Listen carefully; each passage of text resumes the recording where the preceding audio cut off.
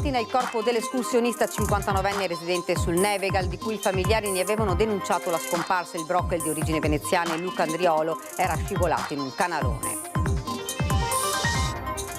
Sono stati disposti autopsie ed esami tossicologici sul cadavere di Alessio Milen, il trentenne originario di Treviso, trovato morto in mare nel Golfo di Trieste. La sua morte rimane avvolta nel mistero. A Padova la consegna di un premio di laurea in memoria di Giulia Cecchettin, presenti il papagino e lo zio Andrea Camerotto. Le motivazioni della sentenza: per papagino dolore che si aggiunge a dolore. Entro 2-3 settimane il Consiglio di Stato si esprimerà sulla finestra elettorale in cui indire le prossime elezioni regionali, lo ha dichiarato a Padova il presidente del Veneto Zaia. Sfondarono la porta di un distributore di benzina in pieno centro a Tombolo per arafare denaro. I carabinieri hanno identificato e denunciato 2 quindicenni ed un 14enne. Altavilla Vicentina, scuola Marconi, vandalizzata. I carabinieri chiudono il cerchio su 7 giovani identificati e denunciati. Il sindaco Zatton sperava fossero loro stessi a farsi avanti. Proseguono i lavori per la nuova pediatria. Il termine del maxi intervento da 100 milioni di euro è prevista per gli ultimi giorni di settembre. Oggi sopralluogo nel cantiere. A 3 partite dalla fine del campionato di Serie C, alla vigilia della trasferta contro la Triestina, sul calcio Padova si abbatte la tegola. Inchiesta scommesse. Tra gli indagati ci sarebbe anche l'attaccante Cristian Bonaiuto. Buonasera, ben ritrovati, edizione regionale dei nostri notiziari. Dunque la cronaca in primo piano. È stato ritrovato questa mattina il corpo dell'escursionista 59enne residente sul Nevegal, di cui si erano perse le tracce, di cui i familiari ne avevano denunciato la scomparsa. Purtroppo hanno trovato la persona. Può raccontarci un po' lo svolgimento delle operazioni, come si è arrivato a individuarlo? Allora, innanzitutto è stata trovata la macchina al sentiero di accesso per il Monte Sperone, presso il parcheggio. Successivamente, con un sorvolo che è stato fatto con l'elicottero dell'Air Service, abbiamo trovato in cima alla croce di Susin la sua firma, la firma purtroppo dell'escursionista, che era arrivato il 1° aprile. A individuare in un canalone, circa 100 metri sotto la croce di Susin, verso la croce di Maras, il corpo di Luca Andriolo, il 59enne veneziano di nascita ma bellunese di adozione, è stato l'equipaggio dell'elicottero Drago 149 dei Vigili del Fuoco del reparto Volo di Venezia. La montagna che amava lo ha tradito. La discesa dalla croce di Susin gli è stata fatale. A fare la segnalazione della scomparsa la sorella Doretta, che abita a Preganziolo e che aveva pubblicato un appello su Facebook. Dopo 10 giorni senza notizie, che si trattasse di un allontanamento volontario è stato escluso quando i carabinieri hanno rinvenuto la sua auto parcheggiata all'inizio del sentiero per il Monte Sperone. Da quel momento sono state avviate le operazioni di ricerca che hanno coinvolto oltre 20 vigili del fuoco, unità cinofile e volontari, oltre al personale del soccorso alpino, anche della Guardia di Finanza. La salma è stata individuata una 50 di metri sotto il sentiero, con copertura del corpo da parte di foglie, il che ci fa pensare in effetti che lui sia caduto da più giorni. I familiari sono stati tenuti in caserma, lontani dal luogo del ritrovamento. L'equipaggio dell'elicottero Drago ha proceduto al recupero della salma, che poi è stata messa a disposizione dell'autorità giudiziaria. Sono stati disposti autopsie ed esami tossicologici sul cadavere di Alessio Milen, il trentenne originario di Treviso, trovato morto in mare nel Golfo di Trieste. La sua morte rimane avvolta nel mistero.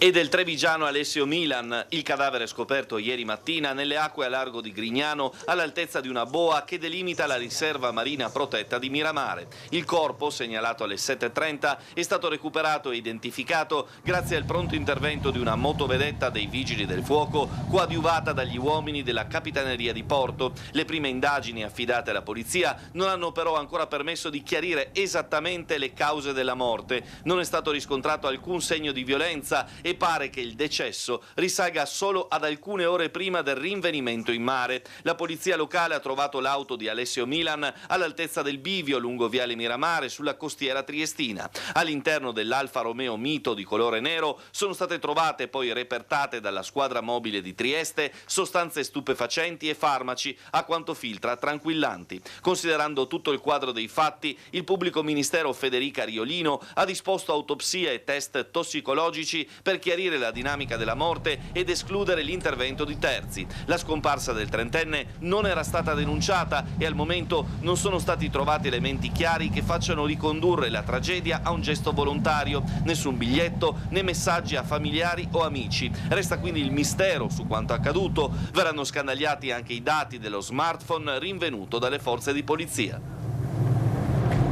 Andiamo a Verona, 3 persone sono state ricoverate in ospedale per le conseguenze di un incendio divampato in una palazzina nel quartiere Borgo Nuovo. Sul posto sono intervenuti i sanitari del SUEM con 4 mezzi, i carabinieri, i vigili del fuoco impegnati per domare l'incendio nello stabile di 4 piani. Ed ora a Padova con la consegna di un premio di laurea in memoria di Giulia Cecchettin, presenti il papà Gino Cecchettin e lo zio Andrea Camerotto. Le motivazioni della sentenza: per papà Gino, dolore che si aggiunge al dolore. Dolore su dolore, perché insomma non ci si aspettano certi tipi di motivazione, però ecco, oggi siamo qua per un altro motivo e quindi vorrei rivolgere sempre in positivo e cercare di guardare l'atto proattivo del tutto. È il premio di laurea di Coldiretti in memoria di Giulia Cecchettin, l'occasione per papà Gino per parlare delle motivazioni della sentenza che ha condannato all'ergastolo Filippo Turetta lo scorso 3 dicembre, non riconoscendo però le aggravanti di stalking e crudeltà. Se papà Gino conserva l'estrema pacatezza che conosciamo, più diretto è lo zio Andrea Camerotto, presente perché socio di Coldiretti. L'ho scritto 76 coltellate anziché 75. Non sono in grado di giudicare chi lo fa per lavoro, chi ha studiato per dare queste motivazioni. Non ne ho le competenze. Ma sono cose che fanno veramente male. Mi chiedo se con un tipo di linguaggio del genere si possa dire che da domani lui sarà esperto, visto che nella prima occasione era inesperto, inadeguato, nella seconda occasione dovesse esserci, e speriamo di no, possa essere esperto. La ferita sanguina ancora e se la giustizia prosegue il suo corso, ci sono infatti 45 giorni di tempo perché la difesa o la pubblica accusa possono ricorrere in appello contro la sentenza che altrimenti diventerà definitiva, continua anche il lavoro della Fondazione Giulia Cecchettin, alla quale papà Gino sta dedicando ogni energia, sperando dal prossimo anno di portare l'educazione affettiva nelle scuole. Una ferita che si riapre anche parlando di laurea. Oggi ne ho viste tantissime lauree, in particolar modo ovviamente non posso non essere triste per quel momento che ci è stato negato, e quindi, però è anche giusto festeggiare la laurea di altre ragazze e sono felice di festeggiare con loro. Un sogno da vedere realizzato. Parlavo proprio con gli studenti poco fa e dobbiamo avere sogni. Il mio è quello di arrivare al 31 dicembre quando la conta di quei femminicidi è ancora 0, ma anche un sogno di poter realizzare la felicità dei miei figli. Un premio di laurea per approfondire il tema del rispetto contro la violenza di genere, quello che la Coldiretti ha assegnato nell'aula Nievo di Palazzo Bo alla memoria di Giulia Cecchettin. Ho pensato anche che sarebbe stato meglio che questo premio magari non fosse neanche esistito, dal momento che penso che tutti preferiremo che Giulia in questo momento fosse qui a vivere la città di Padova, come l'ho vissuta io, come ho avuto modo di viverla io da studentessa in primis, quindi è davvero un onore. La tesi è per lei. È Chiara Arnoldo, studentessa originaria del Trentino con una laurea magistrale in scienze politiche a Padova e uno studio dedicato alla violenza di genere da parte del padre partner facilitata dalla tecnologia a vincere la prima edizione del premio Giulia Cecchettin. Emozionata per il suo lavoro, il pensiero a Giulia Cecchettin e alle tante donne che non ci sono più racconta come la sua tesi sia nata dopo un tirocinio a Bruxelles ed esplori un terreno ancora poco conosciuto con vittime spesso poco più che adolescenti. È certo come dato il fatto che la categoria maggiormente, colpita da questo fenomeno siano i giovanissimi. Si parla quindi di adolescenti, persone in età scolare, ma anche giovanissimi, già a periodo medie. Il suo lavoro è stato scelto tra 37 tesi presentate da laureate e laureati alla commissione giudicatrice presieduta da Gaia Spolverato. Vari gli ambiti di ricerca: ingegneria, storia, psicologia, neuroscienze, comunicazione.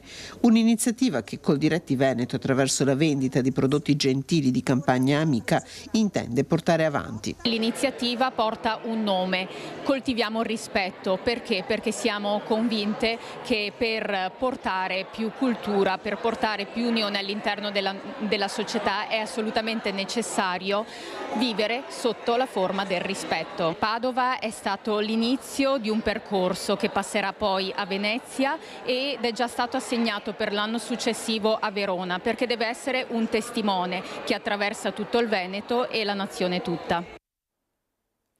Entro 2 o 3 settimane il Consiglio di Stato si esprimerà sulla finestra elettorale in cui indire le prossime elezioni regionali, lo ha dichiarato a Padova il presidente del Veneto Zaia, togliendosi qualche sassolino dalla scarpa.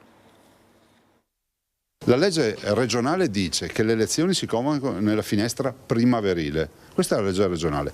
La legge nazionale dice che le elezioni si convocano entro 60 giorni dalla fine del 5° anno di amministrazione. I nostri tecnici dicono: dobbiamo chiarire quale delle due va bene, visto e considerato che noi abbiamo questa finestra strana a causa Covid, quindi scadiamo a settembre 2025, quindi avremo più 60 giorni, perché giustamente i tecnici dicono: se le convochiamo in primavera potrebbe essere che a elezioni fatte qualcuno magari che le ha perse le impugna e ci fa tornare ad elezioni, e viceversa, se convochiamo in ottobre qualcuno potrebbe dire: ma dovevate convocarle in primavera, magari fanno l'impugnativa e si torna a votare. E solo che i tecnici, che hanno tutto il tempo e se lo possono prendere, vogliono una risposta dal Consiglio di Stato rispetto a qual è delle due norme che va rispettata, appunto. E quando decideranno i tecnici? Ma io penso, guardi, prendiamo l'ipotesi più vicina a noi, l'autunno 2025. Siamo semplicemente ad aprile, immagino che il Consiglio di Stato nel giro di una settimana, 2 settimane, 3 settimane, i primi di maggio darà una risposta. Da maggio per convocare le elezioni a ottobre, novembre, quello che sarà, perché oltre novembre non si può andare, ci si mette veramente poco, quindi sono tutti i tempi, calmi tutti, perché non è che uno bypassa le elezioni. A me spiace che si prendano in giro i cittadini. Ancora giovanissimi protagonisti di episodi di cronaca nera devono rispondere di furto aggravato in concorso, un 14enne e 2 quindicenni dell'Alta Padovana che lo scorso 10 febbraio sfondarono a calci e spallate la porta d'ingresso dell'ufficio del distributore di carburanti gestito dalla famiglia Toniato di Tombolo, a 2 passi dal centro del paese. Una volta dentro forzarono i registratori di cassa e raffarono 375 euro, tutto a volto scoperto, tanto che i carabinieri, visionando successivamente le telecamere della videosorveglianza, li hanno identificati e raggiunti. Nelle loro abitazioni hanno rinvenuto gli stessi vestiti usati per il colpo.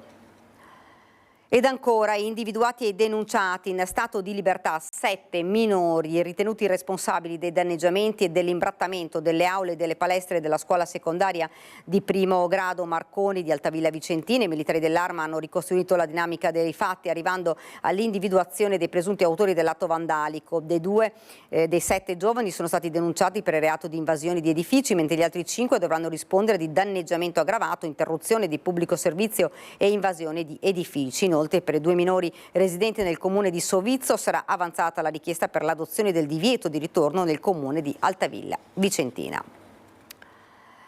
Proseguono i lavori per la nuova pediatria. La fine dei lavori è prevista per gli ultimi giorni di settembre, oggi sopralluogo nel cantiere. Quindi qua andiamo a Mi si apre il cuore anche perché questo è stato veramente un punto nero, un punto nevralgico. Si va a realizzare un'opera da 101 milioni di euro, dei quali 15 milioni in attrezzature. Stiamo parlando di 155 posti letto, 8 piani come vedete, 6 sale operatorie, quindi una piastra operatoria con 6 sale operatorie di altissima tecnologia, e poi ricordiamolo sono circa 20.000 metri quadri di ospedale. Visita al cantiere della nuova pediatria dell'azienda ospedaliera di Padova del presidente della regione Luca Zaia, un'opera che vedrà la sua inaugurazione a fine estate rispettando i tempi che erano stati prefissati. Siamo nella fase finale di completamento appunto dei lavori, c'è ancora quest'area esterna da definire, da sistemare, ma contiamo di farla nel più breve tempo possibile per appunto arrivare a fine estate, quindi settembre, 21 settembre, fine settembre, a poterla inaugurare. Un'eccellenza veneta e italiana quella dell'ospedale di Padova, che si arricchisce di un nuovo tassello sempre più moderno. Penso che finito questo progetto che noi abbiamo voluto iniziare, quindi con la nuova pediatria, l'ospedale da mamma del bambino, la demolizione dei fabbricati che comunque sono obsoleti, non saranno più funzionali, la riqualificazione dell'intera area e la riqualificazione del Parco del Mura ridisegna totalmente questo ospedale. Un'opera pensata per umanizzare le cure e rendere la nuova pediatria a misura di bambino. Un lavoro coordinato anche dall'associazione Salus Pueri, presieduta dalla professoressa Liliana Dadalt. Ogni reparto sarà caratterizzato da colori, da una serie di colori. Un po' li avete visti, no? I colori che sono per terra, perché è stato un progetto assolutamente integrato con il progetto dell'azienda e con i lavori della Dito. Quindi ogni reparto sarà caratterizzato da una palette di colori che lo contraddistinguerà e tutta da una serie di grafiche. Prosegue anche il lavoro per la realizzazione del nuovo ospedale di Padova Est. Si va avanti rispettando le procedure, stiamo parlando di un ospedale da 870 milioni di euro che poi verrà a costare quasi una miliardata. Stiamo parlando di un complesso importante per una realtà sanitaria importante. Questa realtà sanitaria è la più grande d'Italia come posti letto, a 1740 posti letto contro i secondi classificati, chiamiamolo così, del Gemelli, che hanno 1611 posti letto. Dico anche che lì si va avanti, tanto è vero che a giugno, terminato il progetto che noi abbiamo appaltato e quindi avremo a giugno, verrà consegnato ad INAIL per il finanziamento. A 3 partite dalla fine del campionato di Serie C e alla vigilia della trasferta contro la Triestina sul calcio Padova si abbatte la tegola inchiesta scommesse. L'inchiesta della Procura di Milano sulle scommesse illegali si allarga e tocca anche Padova. Tra i 22 nuovi nomi usciti ci sarebbe anche quello di Cristian Buonaiuto, classe 1992, attaccante attualmente in forza al calcio Padova. I fatti risalgono al periodo tra il dicembre 2021 e l'ottobre 2023, quando Buonaiuto giocava alla Cremonese. L'accusa per lui sarebbe quella di aver partecipato a giochi su piattaforme online non autorizzate, in particolare partite di poker organizzate in stanze virtuali. Un reato da contravvenzione che potrebbe però essere rilevante per la giustizia sportiva. Per ora nessuna dichiarazione da parte del calcio Padova, concentrato sulla sfida di domenica contro la Triestina, a 3 giornate dalla fine del campionato regolare e a un punto dal Vicenza, che gli ha soffiato la testa della classifica. Con questo servizio si chiude l'edizione regionale dei nostri notiziari, ora la sigla per le previsioni del tempo. Grazie per averci seguito, buona serata.